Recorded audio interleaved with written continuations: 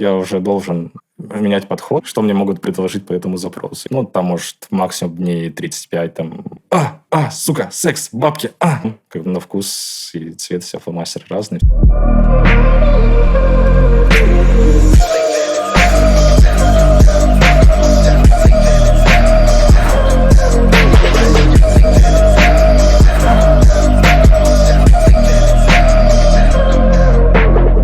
Друзья, всем привет! Это Аркадия подкаст. Я Никита из Вилку Фанкс.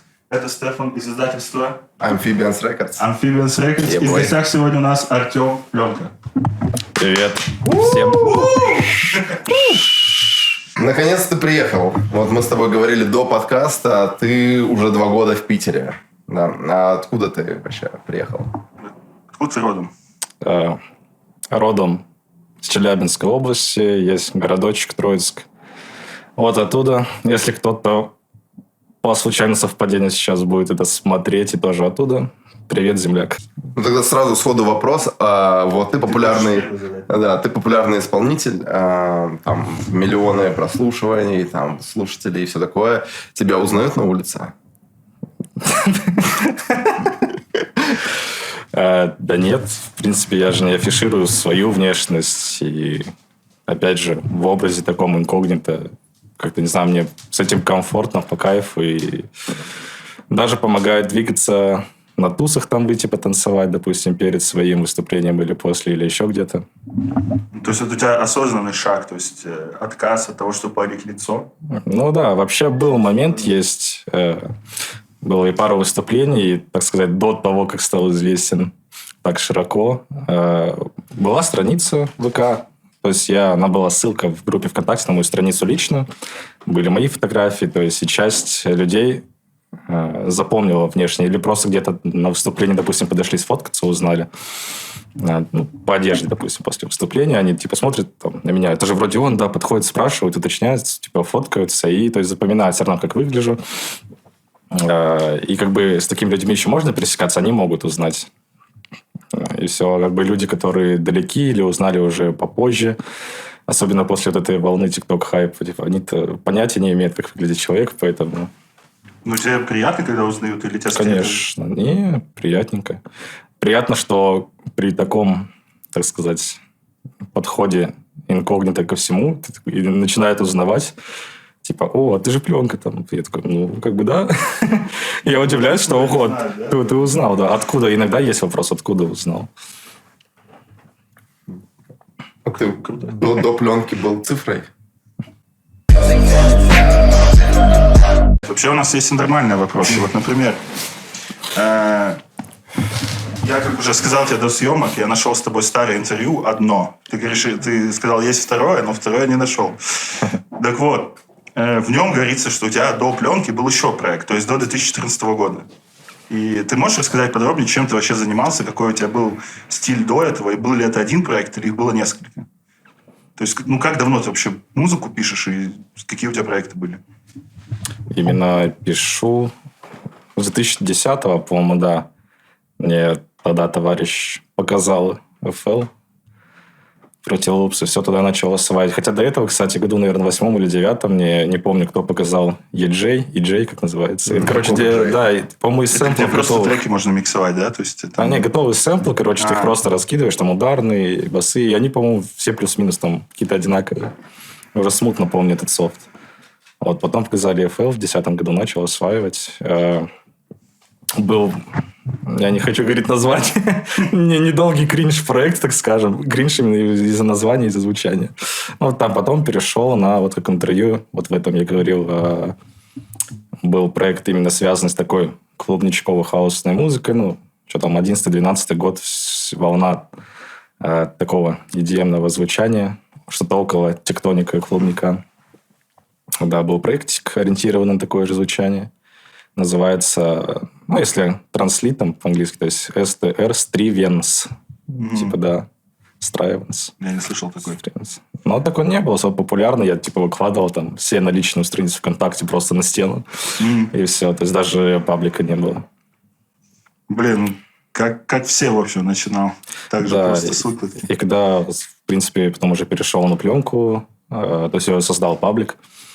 Все, и с нуля начал подниматься вот в этом, двигаться направлении. Пленка, он у тебя еще до вообще появления Spotify, да, получается, был? То есть 2015 года там... Пленка 2014 года сама. Ага. Ты начинал изначально путь именно с электронной музыки. То есть ты пытался сразу танцевально писать или что-то до этого? Там, может, рок какой-нибудь, знаешь, был моден в 10-х годах. Могу, в принципе, рассказать, с чего все началось. Конечно, музыкальный именно путь, который перешел в творческий. Это в каком? В 2005 году. По своей собственной воле я пошел в музыкальную школу. Сколько было тогда? Так, 8, получается. Малой. И я, получается, у одноклассника увидел в гостях инструмент, труба обычная. Я такой, о, нифига. И он как раз начинал ходить в музыкальную школу. Но ему это вообще не нравилось. И, скорее всего, то есть у этого моего одноклассника старший брат уже учился давно, был хорошим таким музыкантом достаточно в регионе. Вот, и, видимо, родители, типа, давай, тоже иди. Да не хочу я, блин. Ну, да, классическая история. Музыкалку это, я такой, ого, труба, типа, я заебал сыграть, что сыграл, я такой, все, я тоже хочу. Труба как будто бы даже круто прям. Да, и все, я пошел, получается, со своим одноклассником в музыкальную школу, чтобы мне объяснили, рассказали, что кого. Приходим мы, там, 2 8-летних пиздюка, один на занятия, другой, типа, можно к вам там записаться? Препод такой, типа, ну вот, отнеси родителям, там это заполнить, тыры-пыры, если хочешь, я прихожу домой, говорю, так и так, хочу музыкальную школу. Они такие, нихуя себе, ну давай, попробуем. Так, у тебя есть музыкальное образование, получается? Ну, есть музыкальная, да, и школа, и высшая уже. Высшая музыкальная – это типа консерватория? Ну, университет. Я поступал в академию, была потом... Вот эти статусы убрали, академии, консерватории. Сейчас типа все под институт изгребли. Прям академический музыкант, получается. Эстрадный. Вот так. То есть это, ну, как у вас учат на попсовиков в универе или как это? Ну, отчасти этому тоже. Но есть отделение там академическое, эстрадное. Я на эстрадном, получается, был. То есть это и джазня всякое, и что-то такое там. Как сама специальность? Все на трубе. Нет, так вот, пошел музыкально на трубу хотел, я пришел, мне говорят, типа, бля. Кстати, во многих музыкальных школах инструменты нужно покупать самому. Там, где учился я, то есть был склад с инструментами, и каждому, короче, выдавали. Конечно, можно было со своим прийти. Там купить, это государственная школа. В целом, типа, да. И выдавали, короче, инструменты каждому. Я пошел, то есть, говорю, хочу трубу. Говорят, типа, ну, у нас труба закончилась. Типа, сейчас в чем придумаем. Меня отводят к более мудрому преподу, у которого левел повыше. Говорят, типа, что вы делаете? Это у вас тут в вашем городке? Да. Офигеть. А все, препод, который постарше, такой смотрит.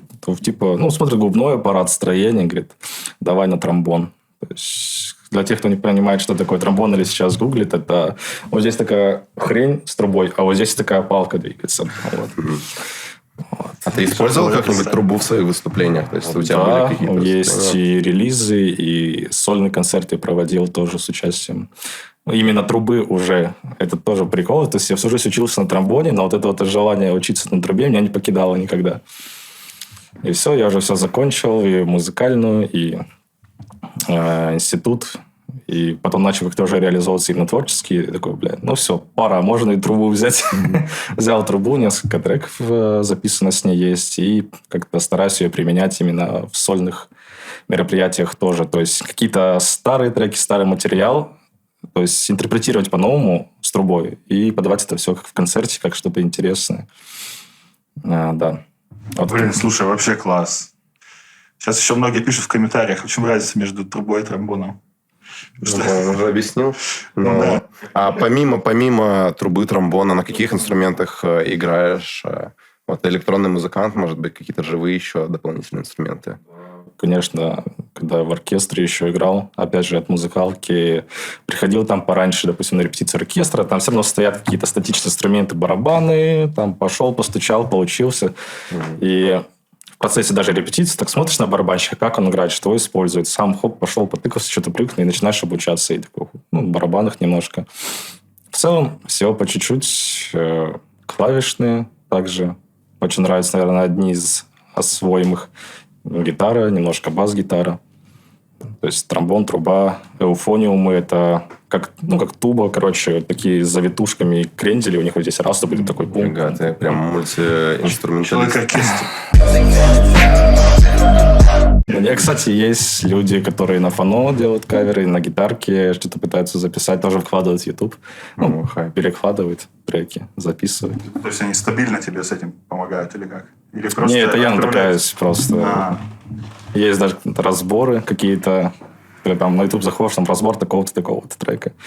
Но там не то, чтобы прям очень серьезный капец какой подход, что все детально объясняют, показывают, или капец как перекладывают, что такой виртуозный уровень. Вот, наверное, такой же любительский, да. То есть я как бы специализируюсь больше по духовым инструментам, типа, и как бы я в этом шарю, мне там какие-то трудные партии легко переложить, сыграть будет. А вот на гитару, там, на фано у меня уже как бы руки не особо под это заточены, я знаю просто какую-то базу. И люди, которые знают тоже какую-то такую базу, но имеют какой-то слух, пытаются перекладывать треки на вот эту вот базу, которую они знали. В принципе, показывают людям с такой же базой, с таким же фундаментом каких-то знаний и навыков, и им это интересно.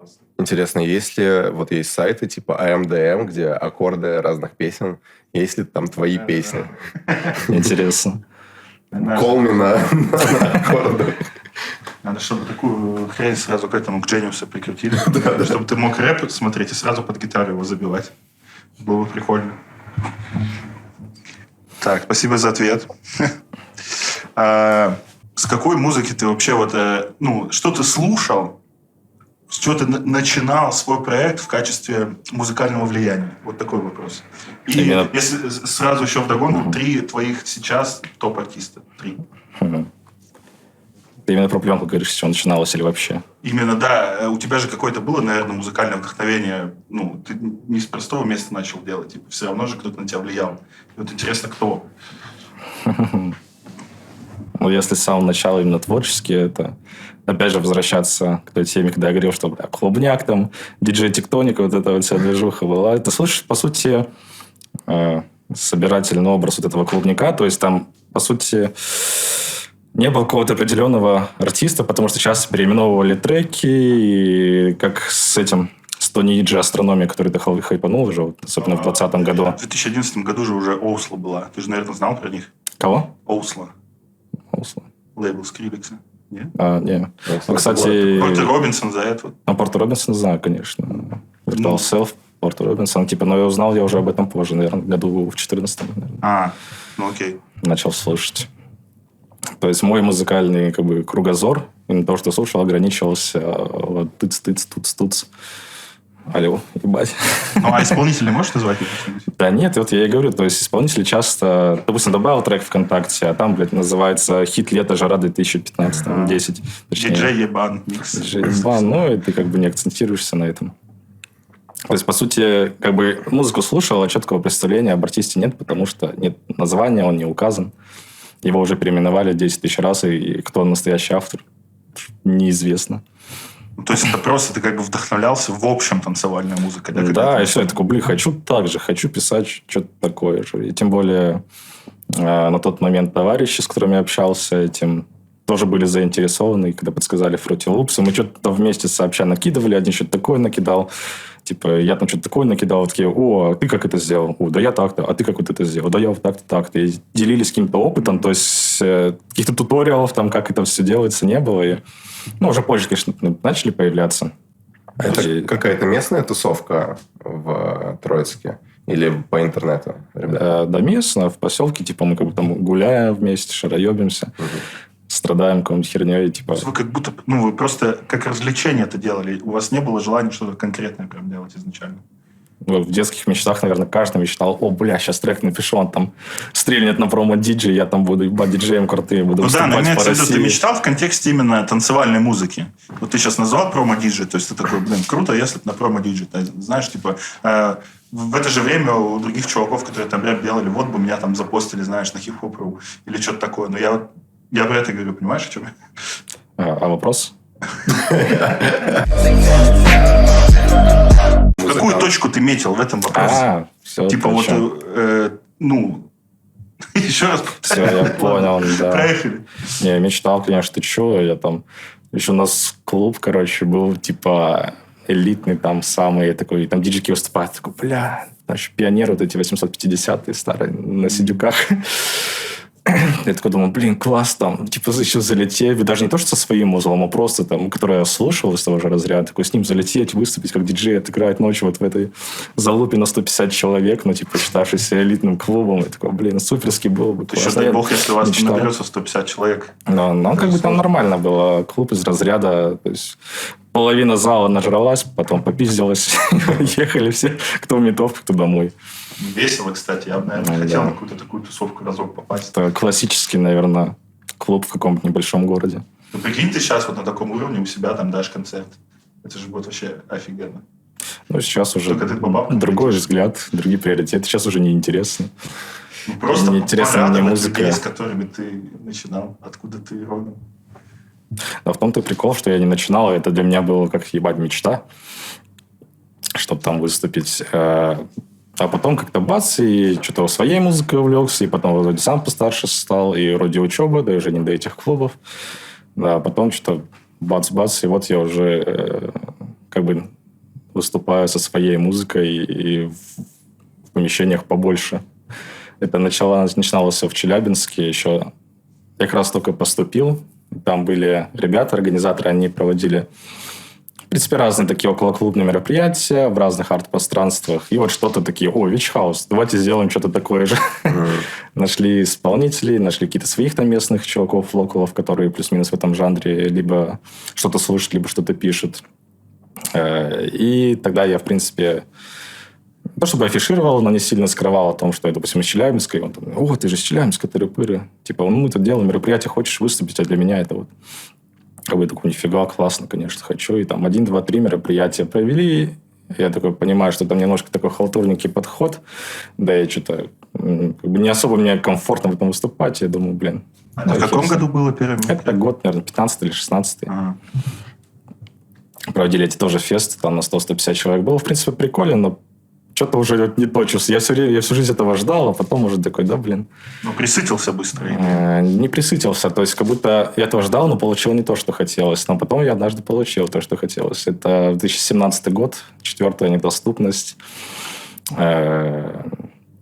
Все, как бы договариваемся о выступлении с Марианом. Я приезжаю, а там Yellow Space, сейчас главклад называется. Что там, вместимость сколько? 2-3 тысячи человек.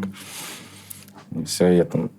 Выступал последний, помню, вышел на сцену, и все, и там вот эта херова туча народу стоит. То есть, не 100, не 150 человек, а сколько там было, не знаю, уже на тот момент 1000, 1500. То есть, это еще эффект вау был, да? Когда да, и то есть, тот момент, когда, сидя в своем поселочке на 10 тысяч человек, пишешь музычку, и такой думаю, блин, круто выступить в клубе там на 150 человек, да, то есть, какой-то музыка, которую ты слушаешь. Спустя... Там 7-8-10 лет ты приезжаешь в Москву в пространство на 1500 человек перед этой аудиторией, еще и со своим узлом. И они не просто для них рядовой диджей, который сменится другим, типа это музыкант, которого они знают, там, и да, часть народа ждет именно тебя, и как бы вообще другие чувства вызывает классные. А как вообще, с чего началось твое восхождение? Ну, в плане, в какой момент, ты говоришь, в 2017-м ты уже выступал на 1000-1500 человек. А с какого трека, может быть, это все началось? Какой трек первый завирусился? Что именно там, может, альбом, релиз какой-то, который взлетел? И как вообще, вот что послужило триггером для хайпа? Я самому бы кто-нибудь ответил на этот вопрос.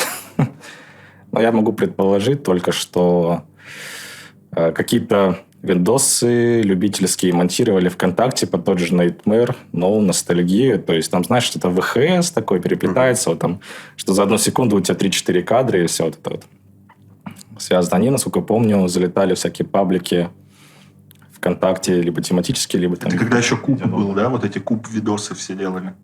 Куб, возможно, в том числе.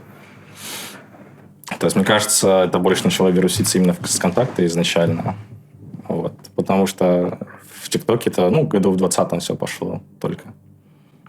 Ты на площадке когда начал заливать? В 19-м году. Причем мне говорили про эти площадки, а что, где, когда там на Яндекс.Музыке, когда там на Apple Музыке, Spotify, тыры-пыры. А мне что, типа, не до этого, на площадке, что там, этим заниматься, короче, там и других забот полно. А потом в один момент прям уже, много людей стали писать, типа, когда площадки, то есть, и такой, надо бы отдать дань уважения, все-таки люди ждут, и закинул на площадки. На тот момент, естественно, без регистрации СМС, бесплатно такого, что мне могут предложить по этому запросу, я такого... А, кстати, сколько тебе лет, Тём? Да, сколько? Ты как зовут? Сколько тебе лет? 26. 26, 97 года. Да. Хайп. А когда день рождения? В январе. Какого? 29-го. Понятно. У меня 8 января 97-го. Ну, почти. Ну, почти это. Вообще нахуй раз. Трек «Call Me». Ага. Расскажи, как он появился и как вообще вот всю историю, как он стал хитом. Я так понимаю, это первый твой вообще разрывной трек? Или до этого еще был? Не, я думаю, Nightmare был одно время. Да. Но «Call Me» это как бы самый главный. Call Me это вот уже что-то в конце 21 года у него пошла волна. До этого он где-то там. Один из низких, самых нижайших строчек там по 100-200 прослушиваний в день был. И это было спонтанно или ты к этому усилия какие-то приложил? Не, оно само просто завирусилось. Опять же, замедленная версия в ТикТоке пошла. И пошла уже не только по России. Много прослушиваний именно там, с Латинской Америки идет. Там, и Мексика, Эквадор, Перу, Чили, короче, оттуда. Ну, это в смысле кто-то замедлил? Или ты сразу замедлил? Кто-то замедлил. А потом один пиздюк ебаный еще это выложил, короче. Ненавижу таких чертов, блядь. Он выложил на площадке это? Да, который выкладывает. Я думаю, меня поймет вообще любой электронный музыкант из той стези, у кого в ТикТоке хайпуют треки, всякие замедленные, убыстренные. И всякие чепушилы берут их, выкладывают на площадки, и они просто их пачками ежемесячно сносят с площадок, потому что там вместо твоего трека ищется их трек. То есть человек не приложил никаких усилий, выкладывает его на площадке, тебе нужно вовремя это пресечь. Ты как автор сидишь, типа, охуеваешь всего этого, какой-то чепушило, все это выложил, такой, да ты не охерел, чувачок? А ты вообще как продвигал свои треки? То есть у тебя, там, таргет заказывал или просто выкладывал, и как-то они сами шли? Просто выкладывал, да. Опять же, в этом 2014-2015 году, по-моему, я наткнулся на этот крупнейший паблик Witch House, который есть в ВК. Там заобщался с уже покинувшим наш мир Гнотисиушен, не знаю, как правильно произносится, тоже музыкант. Он там был модератором, что-то с ним заобщались, даже пару фитов сделали. И он продвигал, то есть я там много, кстати, молодых музыкантов продвигалось, кто, в принципе, только начинал в этом жанре или уже давно писал из всей этой вещхаус-движухи. И классику там выкладывали, и, в принципе, что-то новое, ноунеймовое тоже часто публиковали. Вот, и там что-то вроде постили. Я даже сам замечал, что фидбэк большой идет. И после этого люди начали подписываться на мой уже паблик ВКонтакте, тоже следить за творчеством, разбирать на видосы, кто еще куда. И так, как сарафан. То есть сработало. Я пару раз пробовал таргет по приколу сделать на какие-то пару релизов. Ни хера не понял, забросил.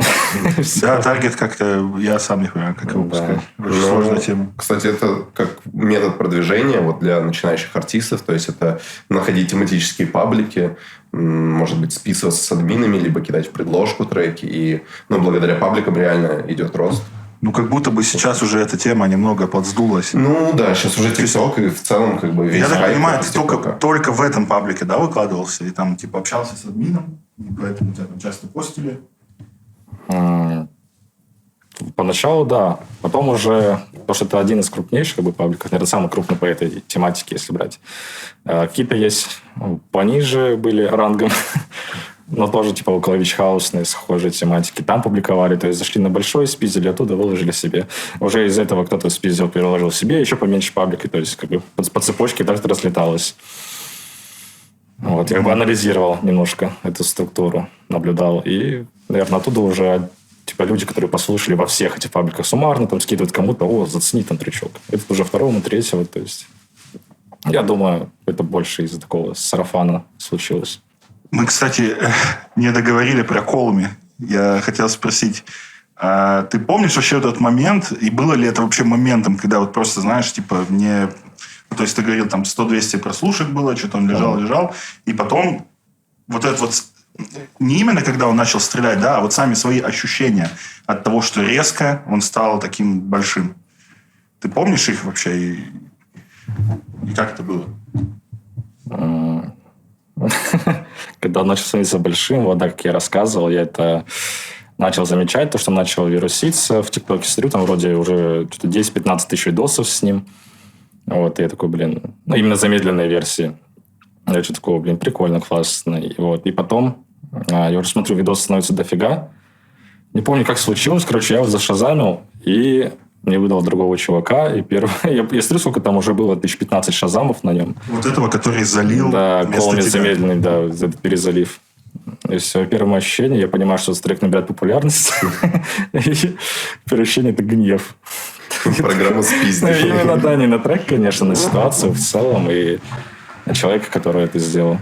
А вот потом, конечно, все, его почистили, я сам залил, понимаю, что уже пора. Вот. И это уже был не первый трек, который стрельнул. То есть, когда Nightmare начал стрелять, вот тогда помню, да, конечно, приятное ощущение, что там слушают, и растет охват, популярность. И, приятные чувства, конечно, не негативные. А потом уже, то есть, второй вроде более-менее стрельнул, по-моему, Closed после Nightmare. Потом Колами стрельнул. А уже как толлер копится, конечно, к сожалению. Но все равно радость испытывается в такие моменты, когда какой-то трек стреляет, как без этого. Хорошо, расскажи тогда про Nightmare, если это был первый трек. Вот именно что ты ощутил в этот момент? Честно, я уже не помню, в какой момент все это произошло. Оно было постепенно, не резко. То есть, если с Колами это было резко, со старым творчеством оно просто постепенно как-то стреляло, и ты в один момент просто понимаешь, ого, уже такие цифры, осознаешь, думаешь, классно. То есть так, что ты не думаешь, потом резко такой, так оказывается, я уже это... Все? Да, то есть, реально это все просто постепенно. Да, я сейчас-то не осознаю какую-то там громадную популярность или известность. То есть, я это не ощущаю, и не могу понять, как это даже выглядит со стороны. И в целом для меня как будто ничего не поменялось, да? В этом плане известен, неизвестен. Тут просто, наверное, сказывается, что ты анонимус. Да, надо в кадре, поэтому без этой маски сидеть лицевой. И, вот просто, как, например, я начал ощущать то, что что-то... то есть, я смотрю, у меня я видосы заливал на канал, у меня они набирают просмотры, я такой, прикольно, круто, но пока это просто циферки. А потом я там выхожу на улицу, и ко мне подходят фоткаться, и я такой, вот оно что. И, видимо, у многих ребят, которые анонимно ведут творческую деятельность, они просто не видят этого момента, и поэтому не ощущают. Возможно, да, из-за этого тоже. 100 тысяч лайков на этом видео, и мы снимем Face Reveal пленки. Смотри, ты популярный музыкант, зарабатываешь на музыке, а вообще как проходят твои дни, чем ты занимаешься? Я так понимаю, ты только пишешь музыку, то есть не ходишь на работу, там уже не учишься. Вообще, чем занимаешься, чем живешь? По-разному.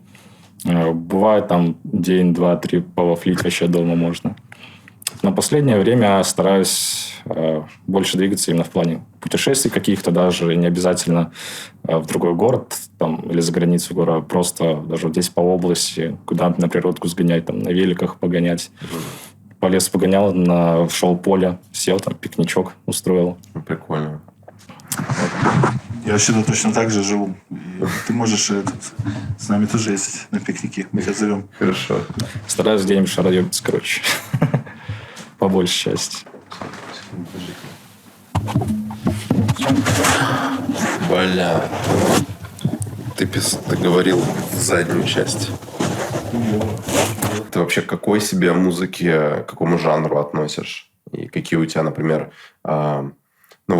есть пленка, вич-хаус, и может быть какие-то исполнители, на которых ты ориентируешься сейчас, или ты такой чисто, я один, мое видение, я делаю его. У тебя есть да, еще дополнение к вопросу, пока ты начал отвечать. Как ты считаешь, жанр музыканта – это его никнейм, который отвечает за все, что связано с его жанром? Или все-таки то, о чем Стефан говорит, есть какие-то именно жанровые рамки, в которые себя можно условно поставить? Я не знаю, это опять же выбор каждого, кому как комфортно работать. То есть загоняю себя в рамки, типа, специально, вот я пишу только это, типа, мне не надо писать что-то другого, вот мне нужно писать это, потому что это хавает аудитория. То есть, есть такие люди, которые ориентируются и прислушиваются именно к своей аудитории, и от этого отталкиваются. То есть, ну, видимо, им так комфортно работать. То есть, они, наверное, на мой взгляд, работают с большим уклоном на аудиторию. То есть, мне комфортнее было работать, когда я, в принципе, начинал, и не было аудитории, я же писал музыку, которая мне нравилась, и которая потом стрельнула, она стрельнула, потому что она понравилась мне, я решил ее выпустить. Люди, единомышленники нашлись, она им понравилась. Типа, и потом уже, то есть, начали эти единомышленники собираться. И говорить о том, что, типа, блин, а вот эти треки были классные, там, типа, раньше лучше какие-то... не могу сформулировать свою мысль. Если вкратце, наверное, попробовать. То есть, начала расти аудитория на тех треках, которые понравились мне. Вот почему я уже должен менять подход и писать треки, которые нравятся другим. Типа, будет ли это собираться аудитория? Ну, не знаю. Типа, просто я много работал с таким, не знаю, видением, подходом, да, что я пишу вот реально, что мне по кайфу. Я вижу, что это имеет фидбэк, это имеет отклик. Набирается именно даже все больше и больше таких хомисов, которые выкупили этот подход и не ждут чего-то определенного. То, что они услышали, там, когда знакомились со мной. Они уже понимают, что что-то интересное, возможно, выпустится, возможно, что-то другое, возможно, что-то в другом стиле. И как бы они как будто находятся на этом же вайбе вместе со мной. Они могут сказать, там, да, мне там, в этот раз мне там не зашло, не понравилось. Типа, в этот раз типа, было классно, мне понравилось. То есть, я, не знаю, у меня есть какая-то зрительная память, я все равно читаю комментарии, что люди пишут. А как ты, вот я понял из твоих слов, ты, просто читаешь, но не обращаешь внимания на эти комменты.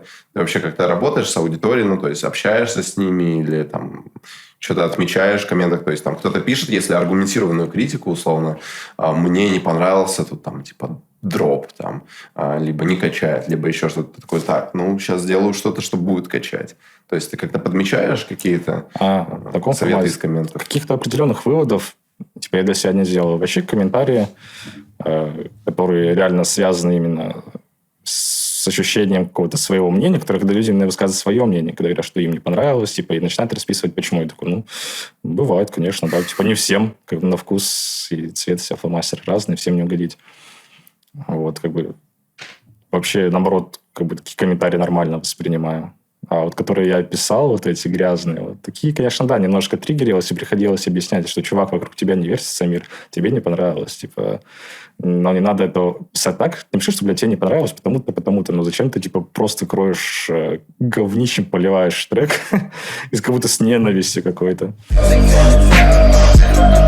А, кстати, вот, если говорить про хип-хоп, ты вообще как бы следил за хип-хоп-сценой, за этим жанром вообще? Я вообще далек от этого. Блин, я слушал «Центр» и «Гуфа» года до 12-го. Да, это прям там вообще, нормально было, так для меня воспринималось. Хотя все остальное я не особо слушал. И прикалываю такой олдскульный хип-хопчик. Что у тебя любимый у Гуфа? Годов, там, 90-х. А? Альбом какой любимый у Гуфа? Наверное, сам «И», который в 12-м году вышел. Типа, как для меня он на этом, наверное, кончился в моей голове. Дальше, типа, он уже как бы... Его пик, короче, вот этот альбом в моем восприятии так отложилось. Видишь, ты, получается, по рэпчику еще. Просто у меня сложилось мнение, что ты изначально только по танцевальная музыка. Да, чуть-чуть еще слушал, да я сам об этом забыл. Сейчас еще, наверное, по-любому начнут го, блядь. Типа, да у него своя жизнь. Типа, я же не отношусь к нему как к человеку, я отношусь как к творчеству. И что он писал, или то, что сейчас там начнут, может, писать в комментах, там, пиздобол, торчога, бла-бла-бла. Типа, блядь, будут писать те, кто слушает, не знаю... Я слушаю Skinny Pimp с 93-го года. Того, кто, блядь, весь трек, нахуй, 10 минут такой, сука, секс, бабки, будет писать в комментах, фу, ты слушал Гуфа. Вот это бы на подбиток бы сейчас наложить, был бы такой трючок вообще хуенный. О, кстати, можно засэмплить. Да. Давайте. Все. Конкурс на лучший этот монтаж. Ты взял Fruity Loops с собой? Где-то был, сейчас посмотрю.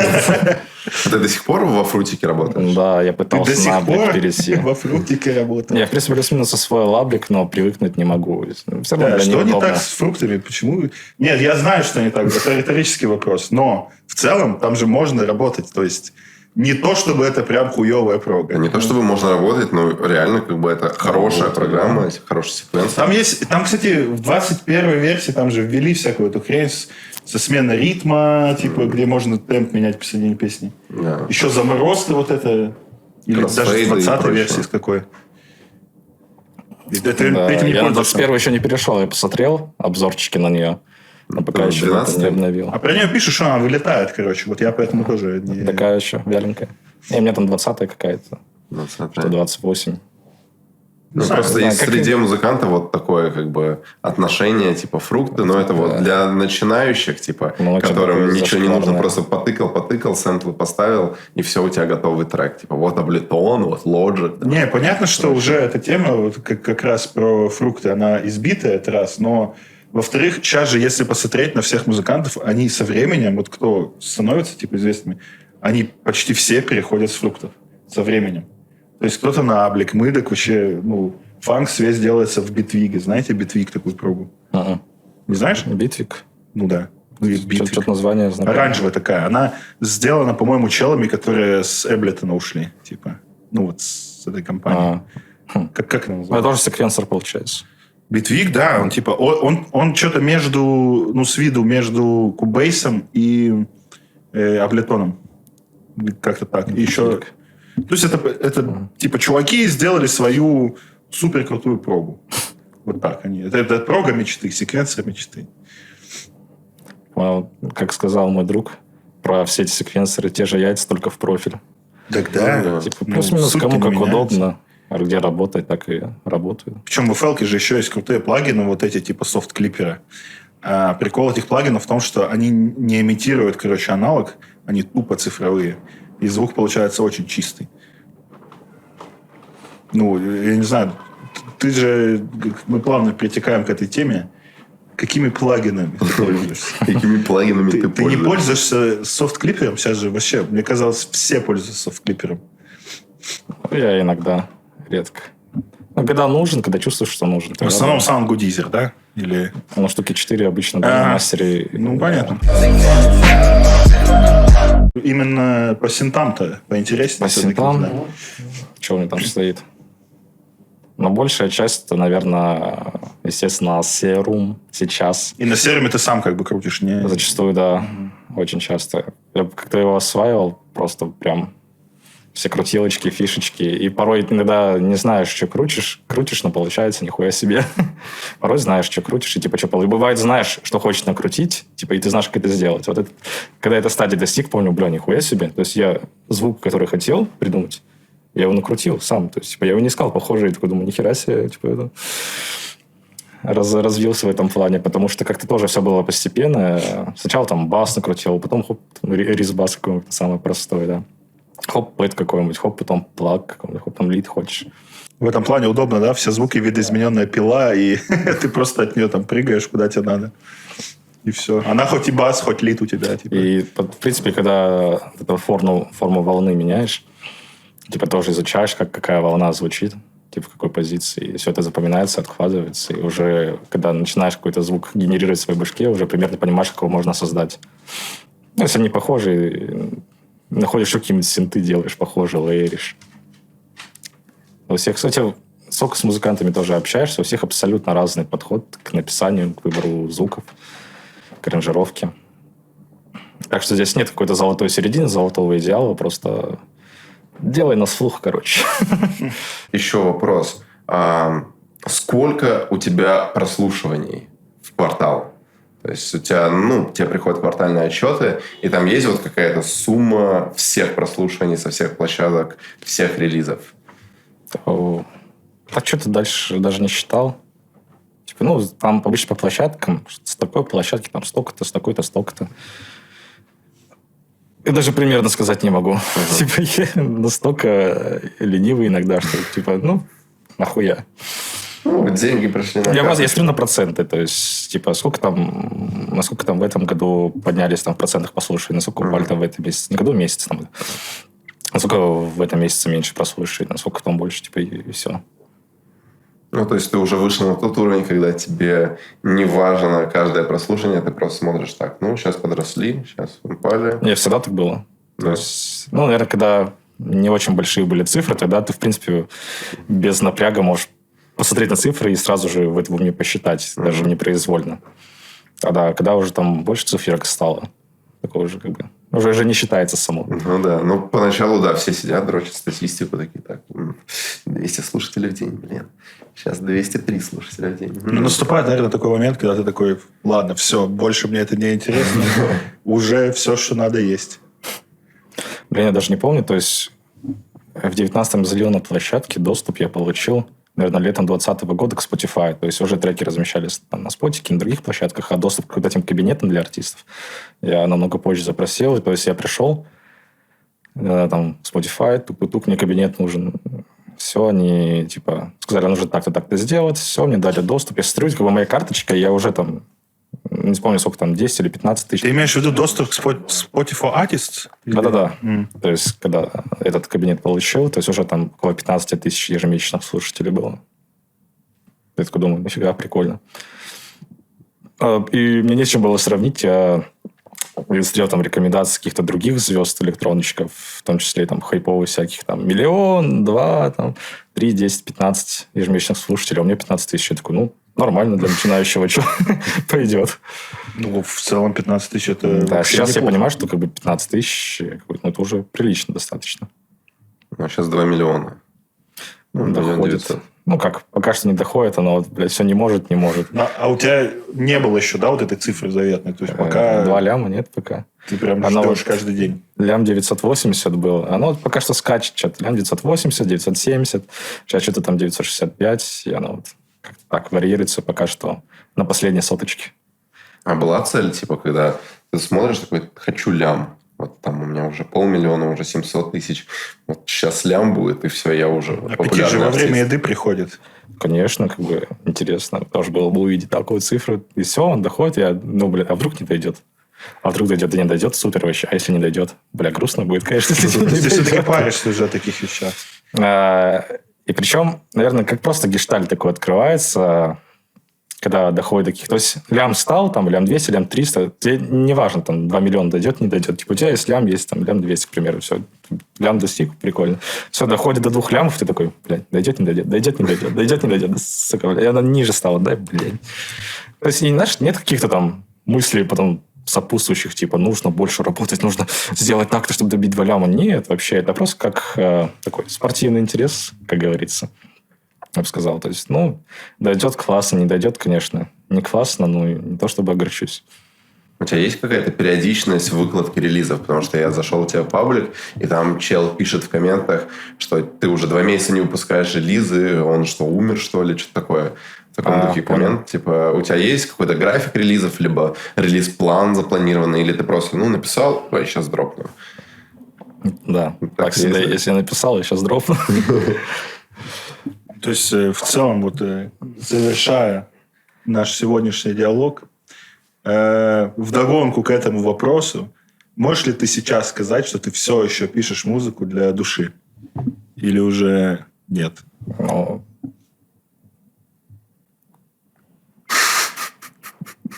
Не хочешь отвечать? хочу еще интригу сделать, такую, помолчать немножко. Так, давайте помолчим тогда. Да, конечно, все так же. Ну, я задумываюсь, задаю себе эти вопросы себе.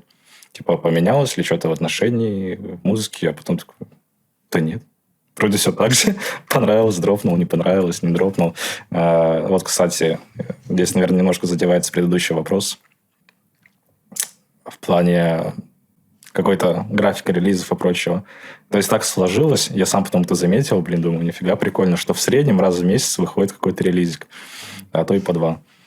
Вот. Ну, там, может, максимум дней 35, там, так раз, ну, чуть больше месяца. Оттуда я, короче, как раз-таки начал, как вначале говорил, больше куда-то выбираться, развиваться, путешествовать, да, и то есть я посвятил время какому-то своему просветлению личному, и 2 месяца не выпускал трек.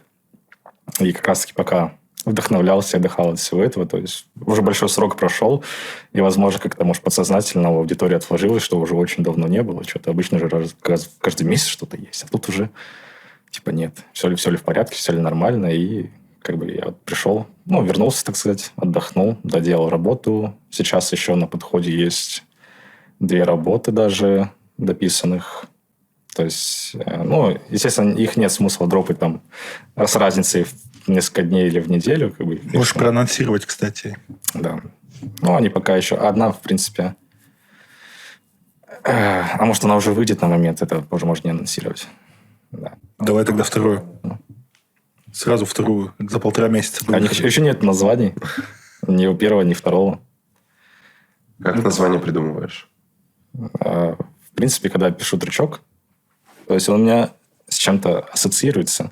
То есть это какой-то момент, не знаю, пережитый. Или это может быть из дальнего какого-то, когда ты был подростком, ностальгирую по тем временам, да, это может быть что-то из недавнего.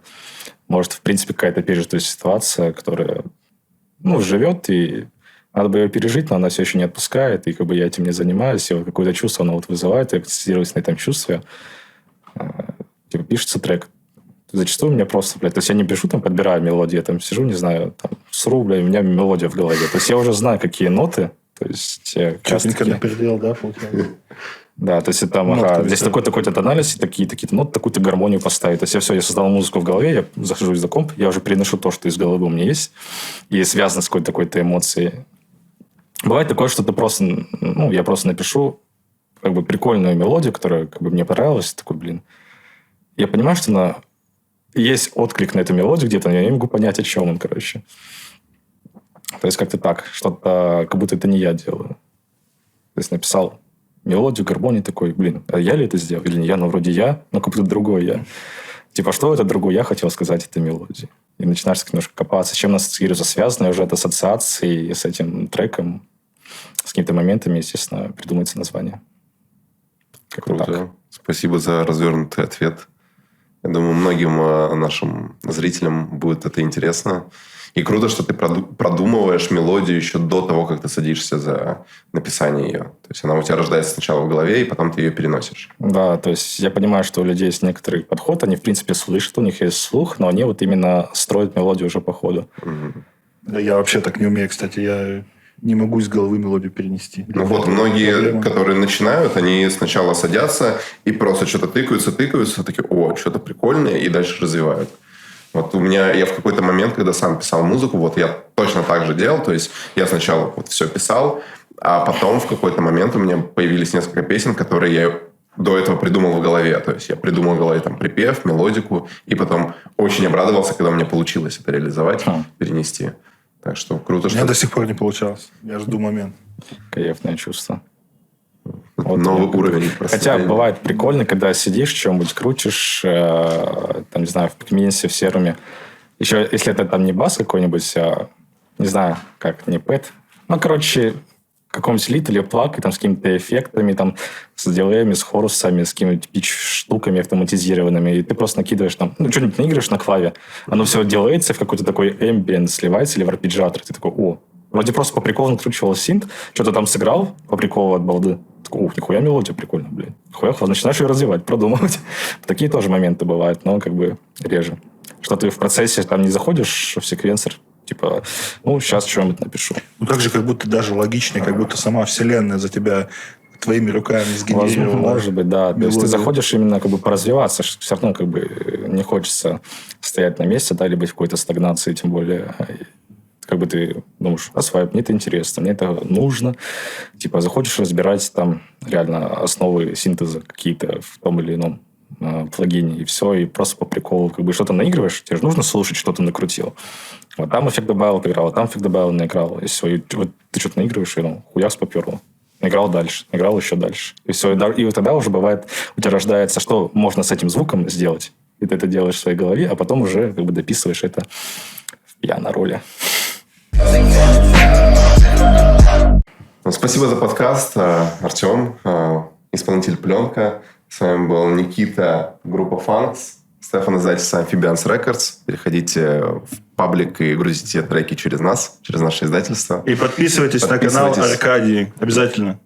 И подписывайтесь на пленку и слушайте его песни. Добиваем 2 миллиона в Spotify. Все, кто может, оформляйте через Турцию, через Индию аккаунты и добиваем 2 миллиона. Все 92 человека, которые посмотрели это видео.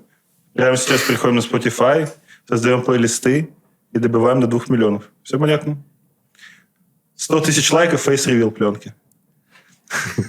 Наверное.